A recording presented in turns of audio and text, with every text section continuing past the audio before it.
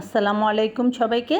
চলেন আপনাদেরকে সাথে নিয়ে আমার গাছের পাকা আম পাড়ি, একদম রসালো আম। আর এই মুহূর্তে আমি সিফাতকে খুবই মিস করতেছি। মাত্র 15-16 দিনের জন্য পাকা আম খাইতে পারলো না। ও একদমই টক খায় না। ও মাঝে মধ্যে একটু একটু লবণ মরিচ দিয়ে কাঁচা আম খাইতো, খুবই কম। তো যাই হোক, ও কিছুদিনের জন্য খায় নাই, খুবই মিস করতেছি। আর এই যে দেখেন পাকা আম। আর এই যে পশুর পাখিরা যে খায় ওইগুলা আগে শুনতাম যে এগুলা খাইলে সাঁতার কাটতে পারবো, সাঁতার শিখতে পারবো। আর বড় হয়ে শুনি যে কোনো পশু মুখে দেওয়া, পাখিরা মুখে দেওয়া, এগুলা মুখে দিলে বা খাইলে অসুখ হয়। সে কারণে খুবই ভয়ে থাকি, খাইতে চাই না। আপনারাও খাবেন না। তো এই যে দেখেন প্রচণ্ড গরম, আমাদের সাফওয়াত তো আম টোকাইয়া একদম টায়ার্ড হয়ে গেছে। তো সবাই দোয়া করবেন আমাদের সাফওয়াতের জন্য, আমাদের জন্য।